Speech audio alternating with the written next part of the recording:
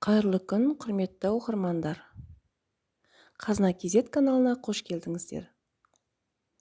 Біз бүгін Ұшарханның баласы атты ертегінің 4-ші бөлімін тыңдайтын боламыз. Ендеше құлақ түрейік. Өгей бала болса да, өзінің баласындай болған Жанды Батырды аласұрып іздеп таба алмай жылаған шал талып жатқан баланың үстінен шығады. Бала есін жияды.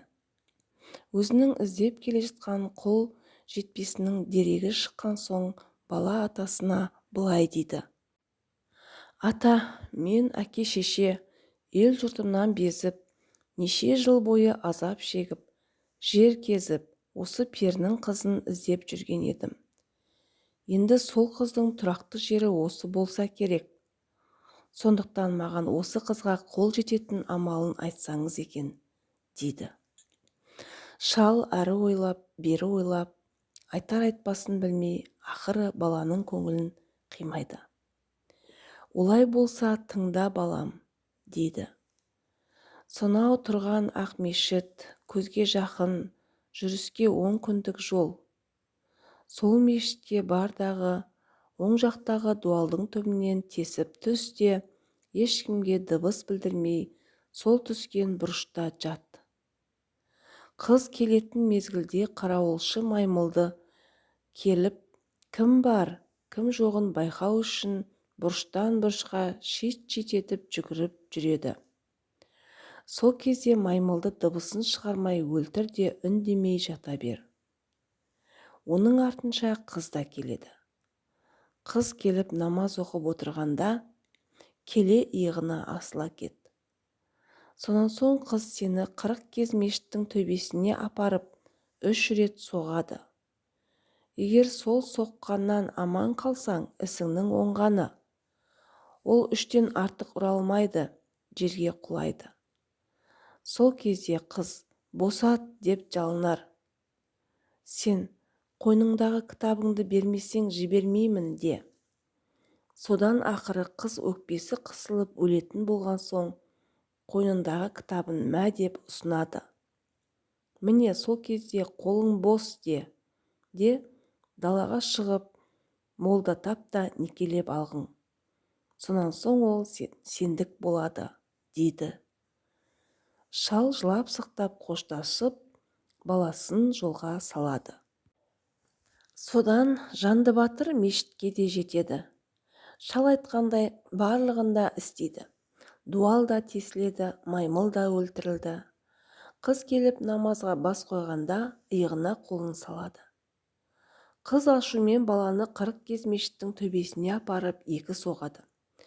3-шіге келгенде әлі құрып жерге құлайды. Есі ауып қалса да бала ұстаған жерінен айырылмайды. Қыз шаршап, сен мендік, мен сендік дей береді. Бала, кітабыңды бермесең жібермеймін, дейді. Біраз алысып, ақыры қыз баланың мықты екенін сезген соң, мә деп кітапты қойнынан алып балаға ұстата береді. Молда да табылады, некесі де қиылады. Сөйтіп екеуі қосылады. Неше жыл іздеп жүрген сұлуына қолы жетіп, баланың көңілі жай болады. Күндерде бір күн Жанды Батыр құс салып, ит жүгіртіп аң аулауға кетеді. Келіншегі Зәузәмір дарияның шетіне барып басын жуса, бір талшасы суға кетеді. Келіншек артынан қуса да ұстай алмай қалады. Шаш аққаннан ағып отырып, төменгі жақта тұратын ханның қол астындағы бір балықшының қармағына ілінеді. Алтын шашты іліктірген балықшы оны ханға тарту қылады. Хан сыйлыққа қап-қап дүниелер береді. Мұндай ғажап шашты көрген хан бүкіл уәзірлерін 8 санаттарын, манаттарын, ақылгөйлерін, қарамағындағы қулардың бірін қоймай жинайды. Осы шаштың иесін кім біледі және кім маған соны әкеліп береді? Егер де кім әкеліп берсе, соған не тілесе сонысын берейін деп хан жұртқа жар салады. Бұған жиылғандардан шешініп, мен білемін, я болмаса мен алып келемін деп ешкім жауап қайтармайды. Бір уақытта сол топтың ішінен басы мүйіз, төменгі жағы киіз, сұмпайы, қарға тұмсық, қарға аяқ бір мыстан: мен білем, маған бір желмая бер, мен қызды әкеліп берем. Бірақ мен сіздің тілегіңізді орындасам, мені 15 жасар балаға қосып, бесікке бөлеп, емізікпен тамақтандыратын боласыз, дейді.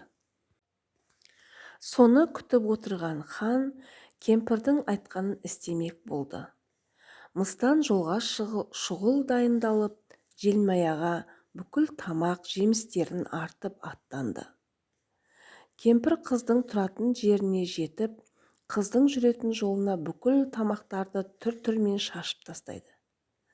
Шашылған жемісті көрген қыз Жанды батырға хабарлап, екеуі тере береді. 3-ші күннің кешінде желмаяның 4 аяғын байлап тастап, бақыртып ұрып жатқан Мыстанға Жанды батыр кез болады. О шеше, мұнша неге әлек болып, желмаяңызды тұрғызбай әурелеп жатырсыз, дейді. Шырағым, мынау бір жақтан келе жатыр едім. Мына түйесі құрғыр шаршап орнынан тұра алмай жатыр. Күн болса батып барады. Не істерімді білмей сергелдеңге түсіп отырмын, дейді Мыстан. Олай болса, кеш батқанда қайда барасыз? Бүгін бізге қоныңыз, дейді Жанды батыр. Соны естіген Мыстан қуана күліп: қонсам қонайын, өркенің өссін шырағым, деп Жанды батырдың үйіне келеді. Кемпір 1-2 күн тынығады. Жанды батырдың жайларымен танысады. 3-ші күні келіншегі Зәузәмірді айналдыра бастады. Осы Жанды батыр дейсін жігітіңді. Соның жаны қай жақта болады екен? Сен өмірлік доссың, соны білесің бе? Дейді кемпір. Жанның қайда екенін білмеймін, дейді Зәузәмір. Оны сұрап алуың керек емес пе? Дейді кемпір. Шешеу, ол маған жанның қайда тұратын айтушы ма еді? Дейді Зәузәмір. Кешке аңнан қайтқан соң сұра. Егер айтпаса, онда сенімен өмірлік дос болмағаныңды айтарсың. Өкпеле де теріс қарап, біраз жылап жатып ал. Сонда өзі-ақ айтады, дейді кемпір. Кешке Жанды батыр төсекке келіп жата бергенде, Зәузәмір: осы сенің жаның қайда болады? Бір-бірімізді білместен Жанды батыр, Зәузәмір дейміз де жүре береміз, дейді. Менің жанымның саған не керегі бар, дейді Жанды батыр. Зәузәмір Мыстан айтқандай теріс қарап араз болып еді.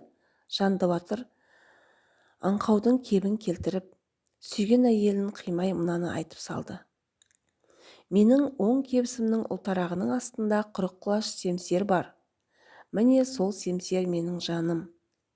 Ол семсерді далаға тастасаң да, отқа май салып жандырсаң да өлмеймін. Қайта отқа салғанда күшім тасиды, бірақ суға тастаса өлем, дейді. Оны естіген Мыстан жұрт ұйқыға кеткен кезде дереу ұлтарақтың астындағы семсерді алып дарияға тастайды да жібереді. Таң атады, жұрт тұрады, шай құйылады.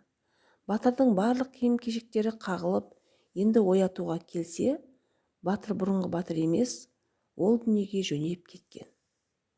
Мұны көрген Зәузәмір батырдың қойнындағы кітапты алып ұшып үйден шыға бергенде, аңдып тұрған Мыстан пышағын сілтеп қалып еді, бір қанатын кесіп түсіреді. Сөйтеді де қызды желмаяның артына таңып, ит қорлығын көрсетіп, ханның қолына әкеліп табыстайды. Зәузәмір ханның алдына барған соң бірақ тілек қояды. Ол тілегі: мені 17 күн той қылып алсаңыз екен, дейді. Зәузәмірдің ойы 17 күннің ішінде Жанды батырдың ешқандай хабары болмас бекен. деген үміт болып еді. Жанды батырдың баяғы бірінші дәу досының сол күні ерігіп отырып жұлдыздарға көз түскен еді. Дәл маңдайында жарқырап тұрған досы Жанды батырдың жұлдызы өшкенін көзі шалып қалғанда, ой бауырмайлап алтын тақтан қалай құлап түскенін өзі де сезбей қалады. Ол сол сәтте аттан салып екінші дәу кітапшы досына жетеді. Кітапшы досы кітабына қарап жібергенде, кітапқа досы Жанды батырдың басы мүйіз, бөксесі киіз, қарға тұмсық, қарға аяқ, мыстанның қолынан пәлен күні қаза тапты деген жазу қалыпты. Екеуі аттан салып Жанды батырдың үшінші дәуі сушы досына келеді. Келіп болған оқиғаны баяндап, үшеуі Жанды батырдың қаза тапқан жеріне қарай жөнеледі. Келсе досы өліп жатыр, бауырымдап жылаған үш кісінің құлағын даусына 40 кез мешіт күңіренген дауыс қосқандай болады. Үшеуі кітапты оқып қараса, мұның жаны 40 құлаш семсерде, ол семсер пәлен дарияның түбінде жатыр депті. Мұны көрген достар жалма-жан семсерді іздеуге кіріседі. Келіп судан әрі қарайды, бері қарайды, ешқандай дерек табылмайды. Ақыры болмаған соң бірін-бірі кезекпен дарияға түсіреді. Үшінші сушы дәудің көзіне инедей жалтыраған зат көрінгендей болады. Байқап қараса, шеті көрініп жатқан семсердің басы екен. Ырғап-ырғап жұлып алады. Семсер де табылады. Енді не істеу керек? Кітапқа жіне қарайды. Қараса, семсерді отқа салып қыздырып, тотын тазаласа, Жанды батыр тірілмек екен. Отты лаулатып жағып, семсерді қыздырып, балқыта бастағанда, Жанды батырға жан пайда бола бастайды. Бір мезгілде, ой, қатты ұйықтап қалыппын ғой, деп батыр орнынан тұра келсе, достары қасында от жағып әуре болып жатқанын көреді. Достары Жанды батырға болған оқиғаны бастан аяқ тегіс баяндап өтеді. Сонда барып батырдың ойына Мыстан кемпір түсті. Енді ол Мыстан Зәузәмірді алып кеткен екен ғой деді де, тездетіп аттанып, Мыстанның залым ханның шаһарына тартады.